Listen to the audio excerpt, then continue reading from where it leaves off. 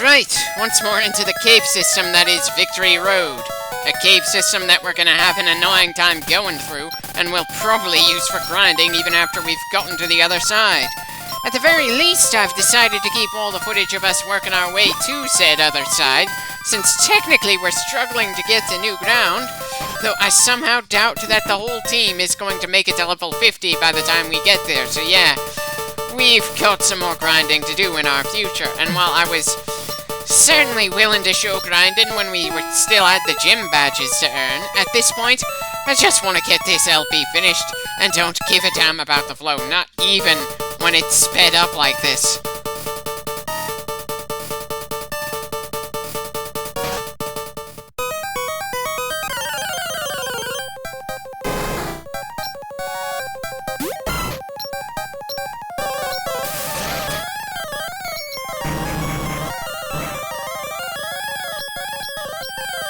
Oh, you think your rage is building? It has nothing on my exhaustion this far into the LP. We've beaten the main villain of the game. Not that it was done in a way that felt cathartic. Poor Giovanni was just a repeating roadblock, not someone with plans that we would want to actively thwart.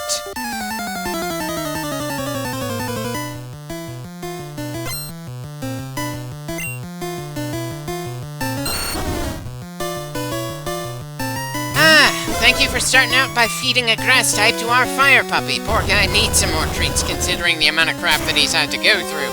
Hey, at least the sheer amount of money from all the ass-kicking we've done over the course of the game, and the many items we've sold, means we could probably afford any food, treats, and toys that our Pokemon could ever want. Not that any of the stores we've gone to all over the region were selling anything that seemed especially appealing in those categories to me. Just another thing I have to fill in the details for in my head.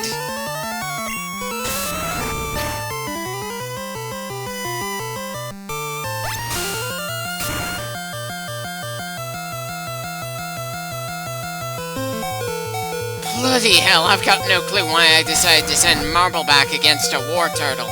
Sure, he got the win, but he got so badly hurt, I'm probably gonna go straight back to the Pokemon Center again.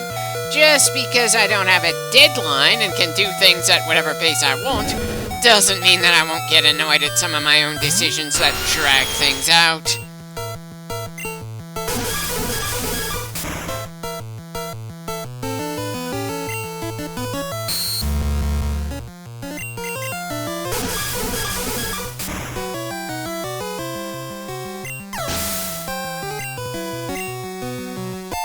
Again, really wish I could feel proud of our Pokemon for making it to level 45.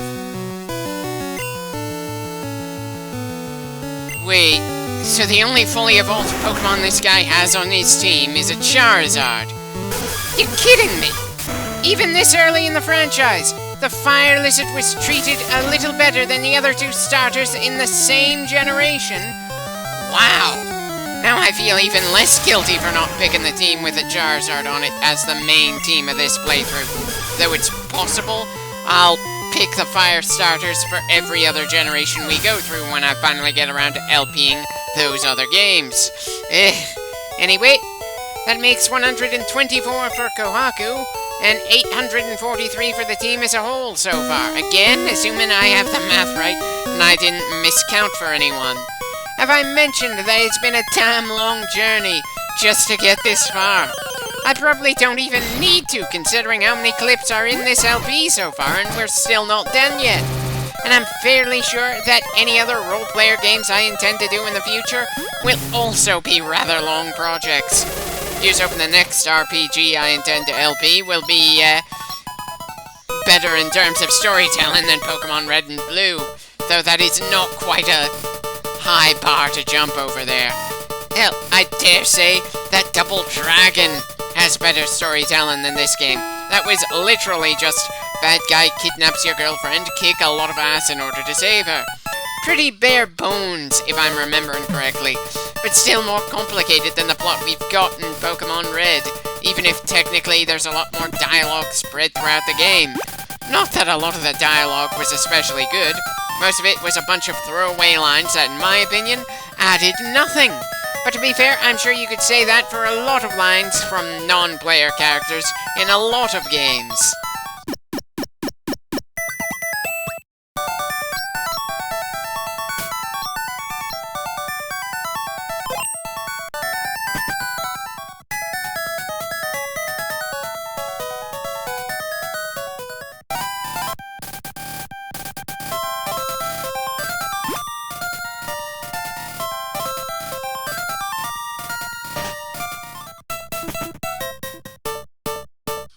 Really wish the road between Viridian City and the actual start of Victory Road was shorter.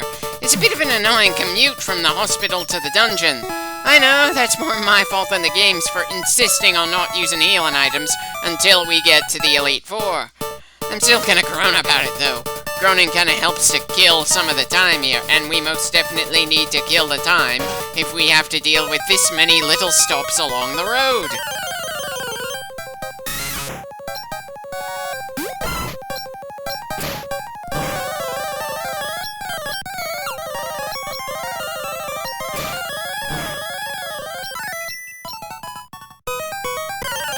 Right, seems we've got some more rock pushing to do here. Ah, a Marowak. I feel like it's been a while since we've seen one of those.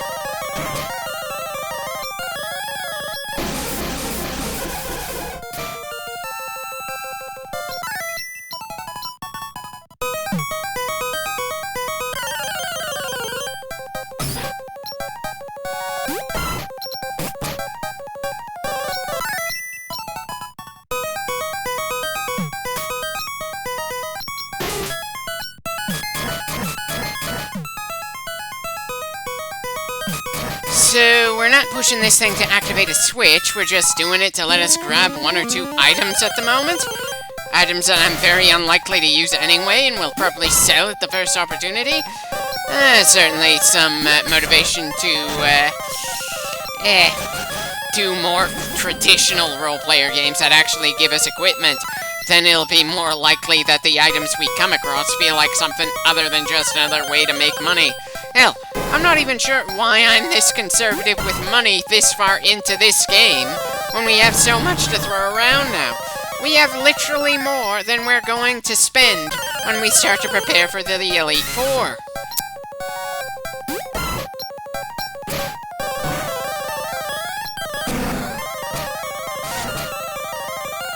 Huh, thinks that's the first time we've ever seen a wild Pokemon use self-destruct against us. Dear God, that sort of crap just does not feel pleasant when we've already got an annoying amount of attrition just getting through these caves.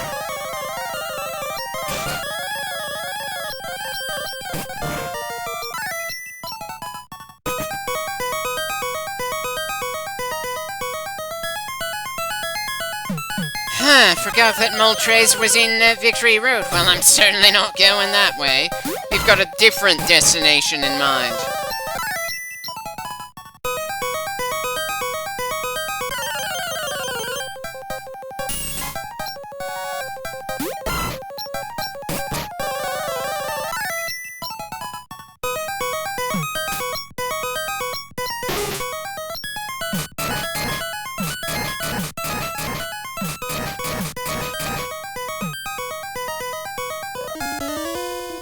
Huh. Somehow thought we'd run into another 2 or 3 random encounters before running into this guy. And no, the final test is the Elite Four. Victory Road is just that. A road on our way to victory that just happens to be a little annoying.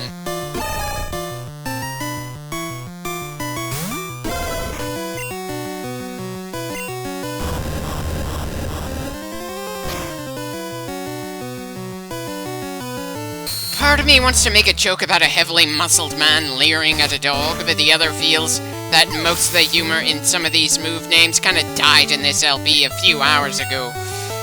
I can probably get back to joking about move names in the next Pokemon game, but right now I'm just too tired.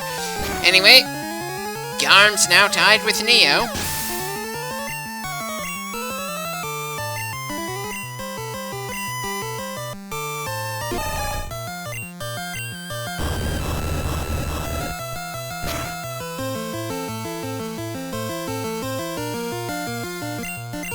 I feel like Garm deserved to have been taken down there. Don't get me wrong, I like the fact that Garm got 112 wins on his card to temporarily outdo Neo, but considering Garm's general durability in this playthrough, I'm amazed he still got this much health left after the attacks he took, and that the enemy didn't send out some more attacks before he leveled up here. And really? We're getting that kind of a device when we've already managed to get this far into the... Ugh, I swear. They need to put people who say information stuff in places where it actually feels informative, instead of just stating something the player has already figured out by the time we get to them. I'd ask just how many times we've had that particular thing happen to us in this playthrough, but I have the distinct feeling it'd be a very depressing number. Oh wow, a wild Goldbat. Did we see one before now and I just somehow didn't notice? That's part of the problem with random encounters. They just fade from your memory in a hurry, unless something absurd like a self-destruct or you getting confused and slapping yourself silly happens. Not that the planned trainer battles are generally all that much more memorable. After 846 trainer Pokemon knocked out over the course of this game, can you blame me for just not remembering most of the people we've interacted with over the course of this journey? And have I mentioned that the more I think about it, the more downright depressing Red/Jack's life is?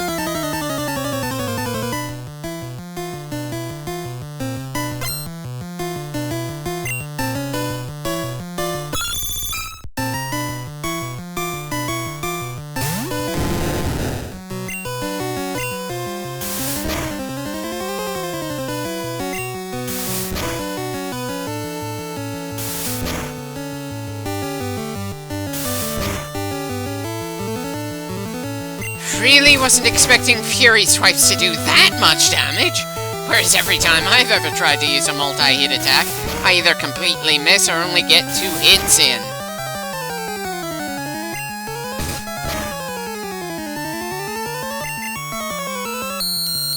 Fucking hell, Takanabori nearly got taken down by a Persian. And great, we won't see any Phalanx trying to hold the Persians back until Sword and Shield, and I severely doubt I'm ever going to LP that generation. I guess I shouldn't say absolutely never then, if only for that joke.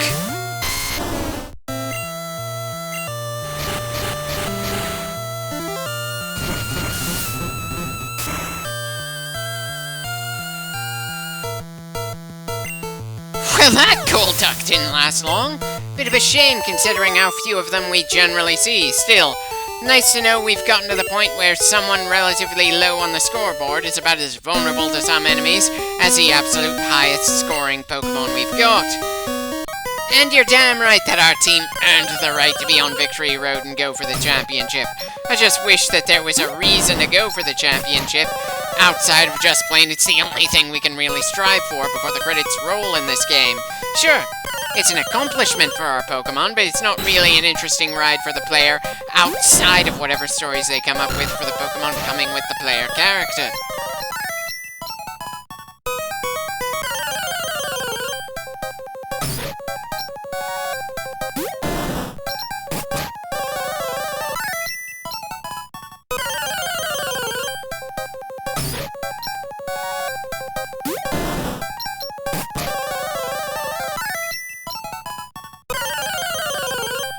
Again, what is with the varying encounter rates? I know it's supposed to be random, but what determines that every 2 steps you get swarmed, or you end up allowed to walk 9 or 10 steps or something? Granted, we wouldn't be fighting like this if I just figured out where the rock we have to push next is. Oh god, am I just gonna pull back all the way to Viridian because we've been pretty worn down with this push? I don't think I have the energy to put any more minutes into this clip. Dear God. I feel like we were so close when we turned around, but it's not like I know for sure.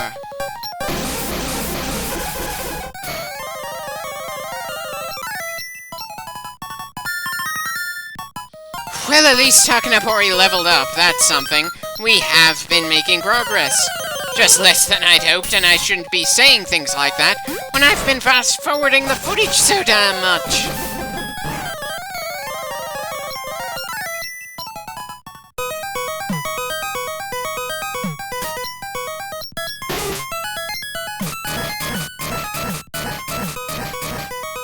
Well, at least we're grabbing the other item in here. I suppose that's something.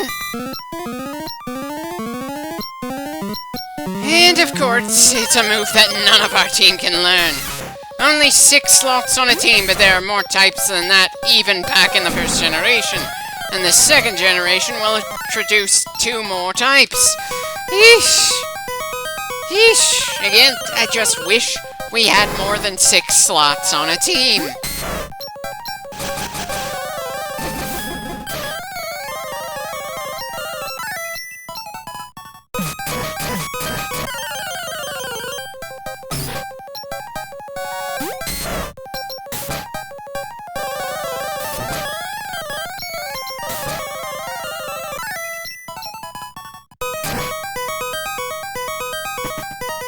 And once again, we're walking through the absurdly long hallway that happens to have a path we need to surf over.